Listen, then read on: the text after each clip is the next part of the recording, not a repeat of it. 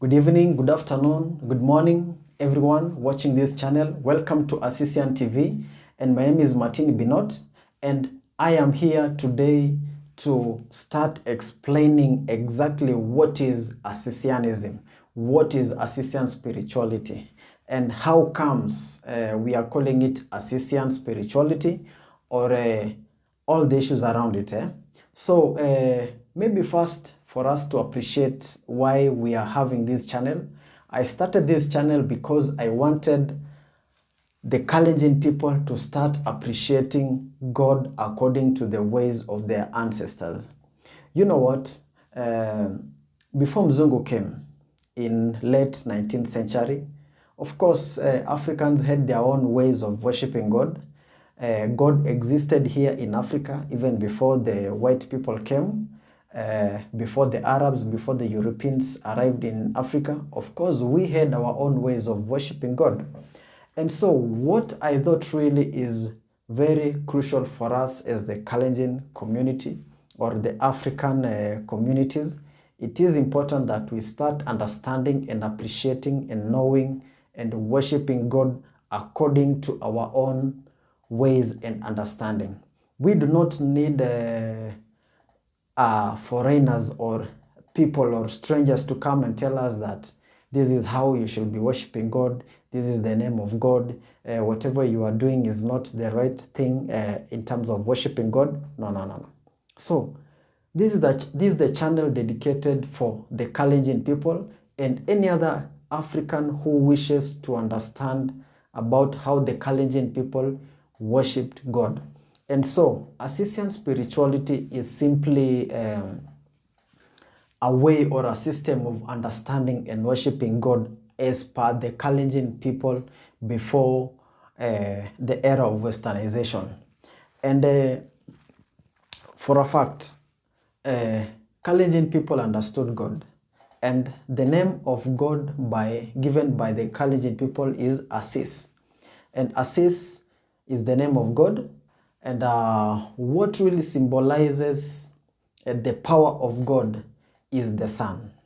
Many people used to think that Kalenjin worshipped the sun, but that is incorrect. It is false. It's a false narrative that Mzungu came along and tried to confuse people.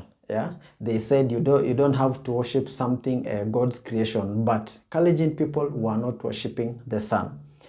Kalenjin people called their god Asiis, yeah, plus many other names and other phrases to explain the power or various attributes of God. And so Asiis is God. And the name of the sun actually is derived from the root word Asiis. And the name of the sun is Asiista. And that is why many people sometimes tend to confuse Asiis and Asiista. Yeah. So Asiista is the sun, Asiis is the name of God. However, in some instances, you could use Asiis to refer to the sun. So that's not a problem. We, the Kalenjin people, can differentiate that. Although currently even some Kalenjins can't differentiate these two words. They think Asiis means the sun and that Asiis does not mean God. And that shows the extent of brainwashing, indoctrination, and confusion caused by many years of suppression of the African spiritualities or even the Kalenjin spirituality. So in short, Asiis is God, Asiista is the sun. Kalenjin people value the sun so much, and in fact the sun is actually a symbolic. It's a symbolic thing that reminds the Kalenjin people of the power that Asiis wields over the universe. So Asiis is God, Asiista is the sun, and the sun is a representation or a reminder of God's power, or of the power of Asiis. And so guys, it is very interesting that the Kalenjin people chose the sun as their symbol. When Christians chose the cross as a symbol of their religion, we the Kalenjin people chose the sun. And in fact, when we are praying, when we are doing very important ceremonies, We pray and do all those things while facing east, where the sun rises. And when we are praying, we're also praying as the sun rises. You don't pray requesting God for different issues or different prayers in the evening. We can pray in the evening, but very important prayers are normally done early in the morning as the sun rises. And so that is just to remind the people that whoever is behind or whoever created the sun is actually the most powerful and our creator. So that is just basics about the name Asiis and Asiista, which is the sun. So going back to what Asiisian spirituality is that when we first started the idea of embracing our spirituality as the Kalenjin people, personally, I thought that it's important that we come up with a word that could be easily used by people who believe in Asiis. You know, most of us, we are born Christians, and as words evolve, as language evolve, we need words that are easy to understand, easy to use, easy to relate with. And so I thought, if I am worshipping Asiis, why don't I call myself Asiisian, someone who worships Asiis, someone, a Kalenjin who believes in Asiis? And that's why it's simple, like Christ, and a Christian. So Asiis, Asiisian, simple. So that's how the word came about. That's how I thought about the word. And I didn't know that the word was used elsewhere before.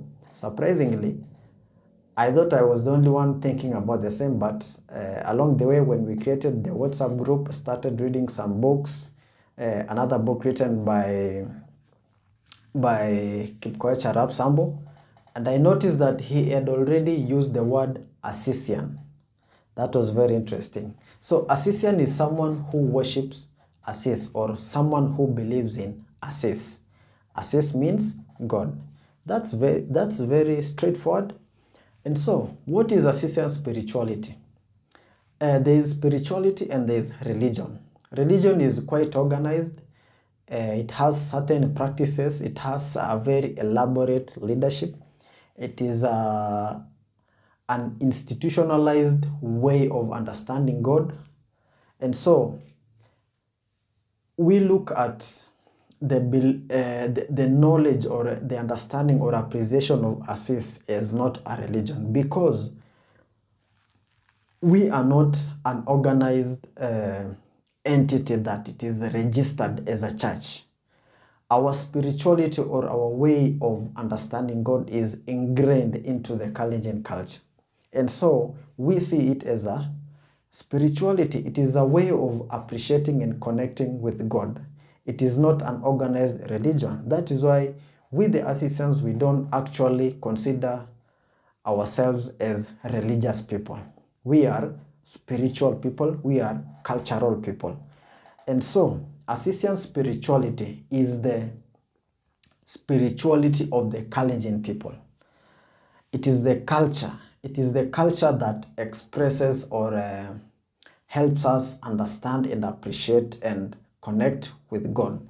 And so when we say Asiisian spirituality, it means the spirituality of the Kalenjin people that is connected with Asiis, who is their creator, who is their everything. Yeah. So Asiisian spirituality is how the Kalenjin people appreciate, they worship, they celebrate, they live, they connect with their creator, whom we call Asiis. Yeah. It's very interesting. So guys, that is it.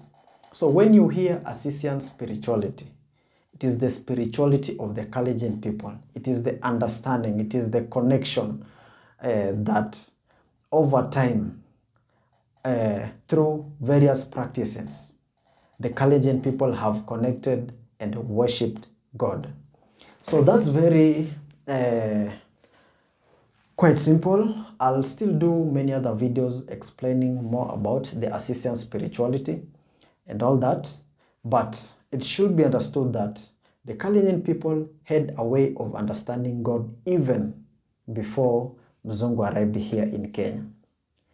For a long time, we've been told that, oh, the Kalenjin people or the Africans, you are not aware about God, you are not, whichever way you are worshiping God is not the right way, and that the God introduced to us by Europeans and the Arabs is the true God.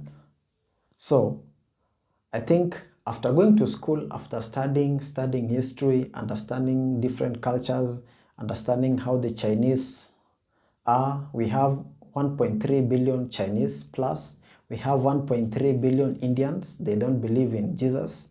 The Chinese don't believe in Jesus or Muhammad or Allah or anything. So what about them? After going to school, we've learned that, oh, so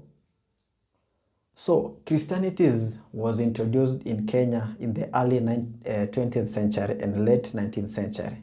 So wasn't there a God before the Mzungu arrived? And that is how we, the Kalenjin people, my generation, we are asking these questions, and we notice, no. How about we look at how Kalenjins worshipped God before Mzungu came? And that is how we understood that, okay, so the Kalenjin culture was actually a regular practice that connected us with our Creator.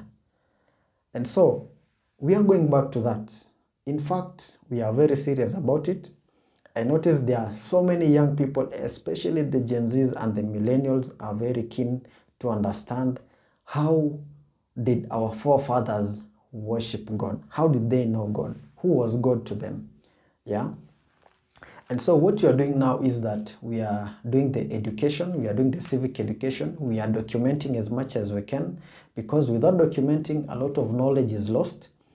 For a very long time, the Africans didn't bother to document, or they were about to document before they were disrupted by colonialism.